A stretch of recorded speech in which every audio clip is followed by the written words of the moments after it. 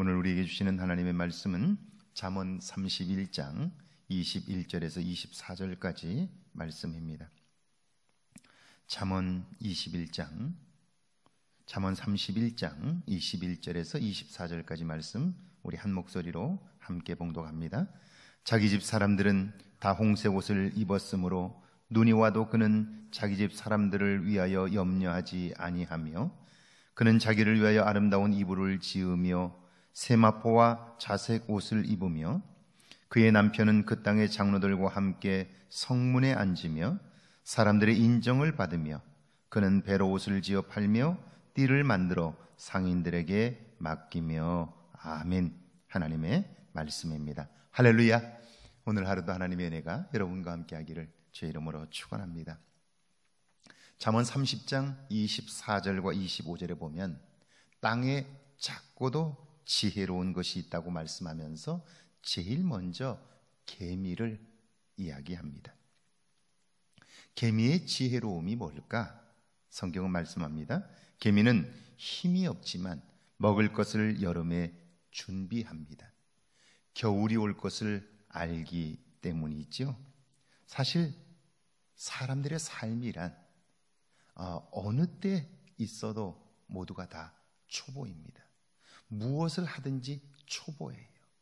처음 해보는 일이기 때문입니다. 사실 인생을 살고 나서 후회만 남는 이유도 우리의 인생이 초보이기 때문이죠. 우리는 결혼을 준비하지 못한 채 결혼을 하고요.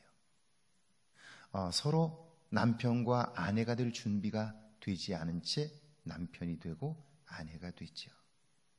게다가 엄마 아빠가 될 준비도 되지 않은 채 엄마 아빠가 되고요. 자녀를 어떻게 키워야 하는지를 배우지도 못한 채 자녀를 양육하는 거예요. 그리고 우리가 살아가면서 겪는 시간들, 청년기를 지나 장년기, 노년기로 흘러가는 시간의 흐름들을 준비도 못한 채 맞이하게 돼요. 그러니까 사실 우리 인생은 전부가 다 초보인 거예요. 학위를 받는다고 해도 그 학위의 분야는 지극히 작은, 인생에서는 너무나 작은 부분이에요. 그런데 어리석게도 마치 내가 다 아는 것처럼 사는 사람들이 있어요. 얼마나 어리석은 일인지 몰라요. 그러니까 살아가는 동안 내가 모른다는 사실을 인정하는 일이 중요하고요. 그걸 인정하고 나서 내일을 준비하는 삶이 필요한 것이죠. 먼저 산 세대의 이야기를 충분히 들어야 하고요. 그걸로만 부족하기에 우리는 늘 하나님의 지혜를 구하는 일이 중요합니다. 현숙한 여인의 삶이 빛나는 것은요, 그가 매사에 준비하기 때문입니다. 자기 집 사람들은 다 홍색 옷을 입었으므로 이 말씀은 식구들이 두툼한 옷을 모두 준비했고 그래서 겨울이 두렵지 않다 하는 거예요. 오히려 겨울에 입을 탄탄한 옷을, 춥지 않고 몸을 보호해 줄 수 있는 옷을 준비했기 때문에 그 사람은 겨울을 즐길 수 있는 거죠. 시험 준비를 잘한 사람들에게 시험은 기대감이에요. 그러나 준비되지 않은 사람들에게 시험은 고통인 것과 마찬가지예요. 개미에게서 이것을 배우라, 성경은 그렇게 말씀하면서 현숙한 여인은 미리 준비하는 지혜를 가졌다, 그렇게 말씀하는 거죠. 현숙한 여인은 그뿐 아니라 자기 자신을 사랑할 줄 압니다. 그는 자기를 위하여 이 아름다운 이불을 지으며 세마포와 자색 옷을 입으며 이렇게 말씀해요. 자기 자신을 위하여 집안을 아름답게 꾸며요.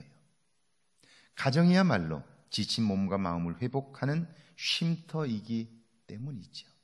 그리고 수고한 자신을 위하여 선물을 아끼지 않는다 하는 거예요. 고운 모시옷과 자색 옷으로 보상을 해주는 거예요. 전쟁에서 돌아온 병사들에게 전리품을 나눠주는 이유도 바로 그들의 수고와 희생을 보상해 주는 거죠. 그러면 그들은 힘을 얻어 또다시 전투에 나가 목숨 걸고 싸워 승리할 것이기 때문이죠. 현숙한 여인은 자기 자신을 사랑하고 수고한 자기 자신에게 선물을 주는 일, 이 일을 지혜롭게 한다라고 말씀해요. 그뿐 아니라 그의 남편은 그 땅의 장로들과 함께 성문에 앉으며 사람들의 인정을 받으며, 여러분, 가정이 건강할 때에 가족들의 삶이 행복합니다. 주변의 영향력도 커지는 거죠. 그의 남편은 그 땅의 장로들과 함께 성문에 앉으며, 이 말씀은 현숙한 아내로 인하여 가정이 안정되고 행복하면 남편도 주변으로부터 존경받게 된다는 거죠. 인정을 받는 거예요. 믿음의 사람 룻으로 인하여 남편 보아스가 성경에 기록된 것을 한번 생각해 보세요. 물론 보아스도 훌륭한 믿음의 사람이에요. 그러나 이방 여인 룻으로 인하여 그의 이름이 성경에 기록되게 되었죠. 현숙한 여인은 그런 안정된 삶에 머물러 있지 않습니다.